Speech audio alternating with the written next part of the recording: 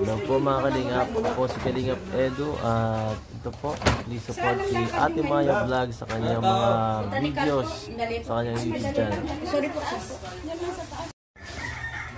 So hello po sa inyo mga kalingap, this is Kalingap JJ. So, please support my vlogs po sa mga uploads sa vlog and sa live mga kalingap. Siyempre, kanina po yung notification bell, like, and siyempre subscribe po. Maraming salamat po mga kalingap. So ayan mga kalingap, pagpala umaga, yan, supportan po natin mga kalingap Maya's Vlog ng Team EOGR. Yan, shoutout po, salamat po sa inyong pagkasuporta at pagtanggap sa mga Hong Kong. Talagang hindi po kami pinabayaan, sinuportan po kami dito. Taga-ugas pa nga mga kalingap, grabe Supportan po natin yan, Maya's Vlog, napakabait po. Pag may mga kailangan kayo, lapit lang po sa kanya, dito sa Hong Kong. Eh mga kalingap, pa-support po Maya Vlogs. Okay, Pa-subscribe po na kanyang channel and pa-like po. God bless po. Hello mga kalingap, ayan, shoutout po sa inyong lahat. It's me Mr. J at support po natin mga kalingap si Maya Vlogs, no? Napakabait po yan dito at inalagaan kami sa Hong Kong, di kami pinabayaan. Support nyo po Maya Vlogs. Thank you and God bless.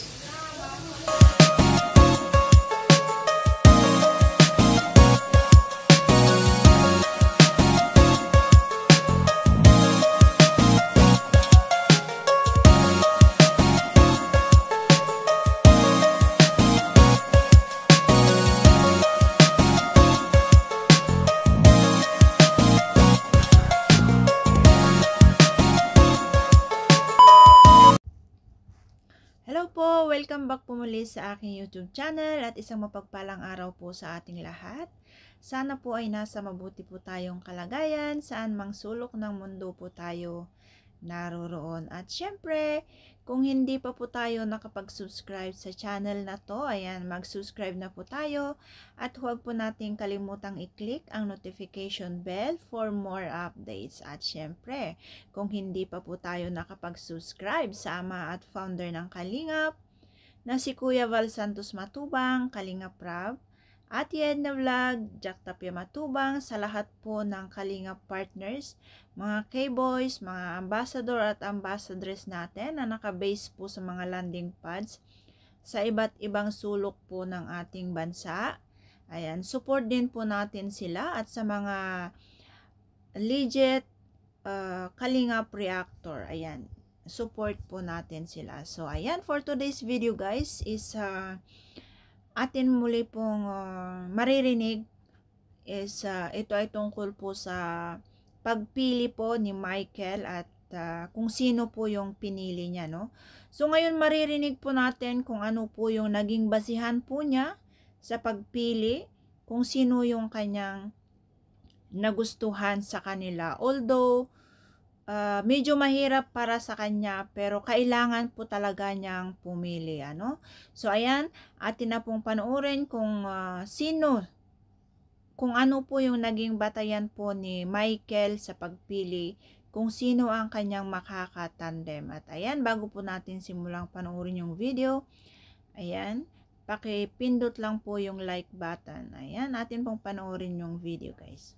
Tigil na pagtatanda. Saka para na rin sa dalawang Kalingap Angels natin, para matahimik na, maiwasan na yung comparison, yung bashing. So, Alam mo bro, hindi ko nga alam kasi. Alam mo po yung kaya bago ko lang sa Kalingap. Grabe yung mga pagsubok na binibigay mo. pero hindi ko pero ina-expect. Naintindihan ko naman po. Tsaka yun nga po, naging happy naman ako kasi yun nga, bukod sa bago ako sa Kalingap, dalawa po yung natulungan ko. Maraming salamat dun bro. Salamat din po kasi pinaranas mo sa akin yun. Yun nga lang, grabe yung mga challenges. Yan. Hanggang sa dumating tayo sa point na kailangan na natin pumili. Kailangan mo nang pumili. Kaya, Ako po yung kaya pinapunta kita ngayon kasi biglaan din ito. Gusto ko mag-decide ka na ngayon din kung sino ba talaga yung gusto mong makasama sa vlog, mga partner, tandem.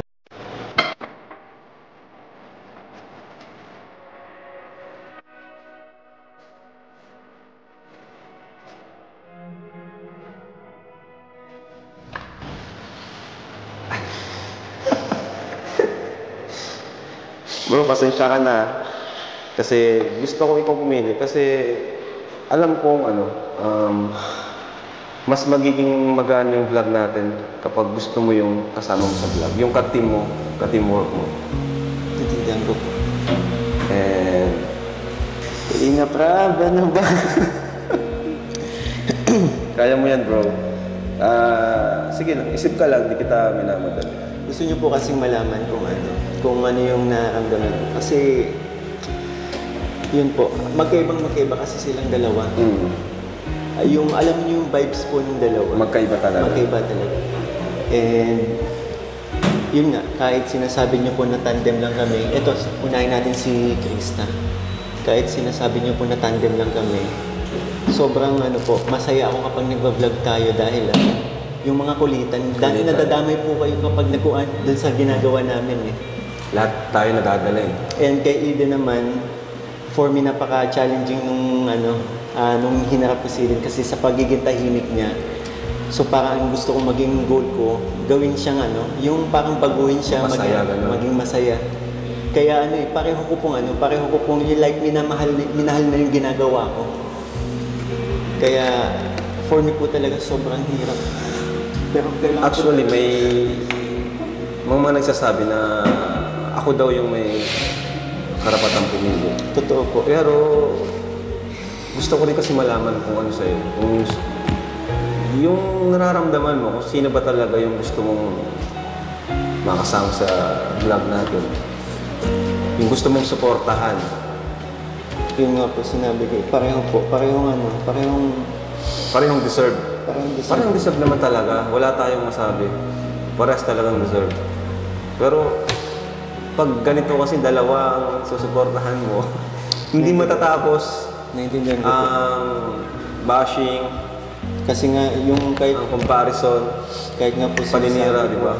Kahit sinasabi ko na hindi naman competition to eh. Kaya yes. para wala tayong magiging ganun talaga. Saka di ba masabi mo, may naninira na rin. Bigat po. Di ba bro? May nabanggit ka sa akin kanina, may sinisiraan na sa kanila. Okay. So, yun. We have to decide right now. Ito bro, yung pinaka mabigat sa part ko. Sinabi ko na din to sa kanila. Alam ko. Alam ko. Mayroong sasama ang loob kapag may pinili ako. Dito ako naiipit sa situation na ganito eh. Gusto ko lang sabihin sa mga manonood. Kasi hindi ko man po mapipili. Sana po respetuhin natin. Wala eh. Ako na yung pinag-decide ni Kalinga Prab. So kailangan na po talaga mamili. And mabigat po talaga sa part ko na mamili kasi pareho na po kayo napalapit sa akin. Pag nakikitang-kita ko po yung support na binibigay niyo sa akin. Bawat vlogs, bawat episode, inaabangan niyo po. Sana po, once na makapag-desisyon na ako, sana maintindihan niyo po. Bro, nakapag-decide na ako. So, ayan po guys, narinig po natin kung ano po yung naging basihan po ni Michael sa pagpili, no? Although napakahirap po para sa kanya kasi yung dalawa is napamahal na sa kanya or napalapit na yung loob niya sa kanila, although meron nga lang po talagang pagkakaiba. So, ngayon is dahil siya na talaga ang pinapili ni Kalinga Prab kasi hindi rin naman ayaw din naman po ni Kalinga Prab na siya yung pipili tapos hindi naman magugustuhan or mabigat naman ang loob ni Michael, which is not good, hindi mag-works or parang plastikan na lang or sapilitan na lang pag sila ay nagbablog, no? So ngayon nakapili na po si Michael at ayan, respeto na lang po natin kung ano naman po yung kanyang naging basihan or naging decision, no? Kung bakit si Krista yung kanyang pinili dahil nga yung sabi niya is mas magaan yung loob niya, mas masaya. Kasi halos lahat ng mga K-boys is napapansin din naman natin na napapasunod sila or sobrang tuwa nila pagka nagbablog sila doon kina Krista, ano? At kahit noon pa man is talagang maganda po talaga. Kakaiba po talaga yung tandem nila, kahit hindi pa noong official na sila ay magiging magka-tandem, is talagang malakas na yung chemistry at hatak nila sa mga viewers. So ayan, hanggang dito na lang po muli, at syempre respeto na lang po natin kung ano yung naging desisyon ni Michael, at suportahan na lang po natin sila. Hindi lang po sila ang suportahan natin, lahat po ng mga uploads ni Kalingap Rab at sa mga Kalingap Angels, kay Eden din, support din po natin sila. So ayan, maraming salamat po, hanggang dito na lang po muli. See you po sa susunod na video. Bye bye and God bless.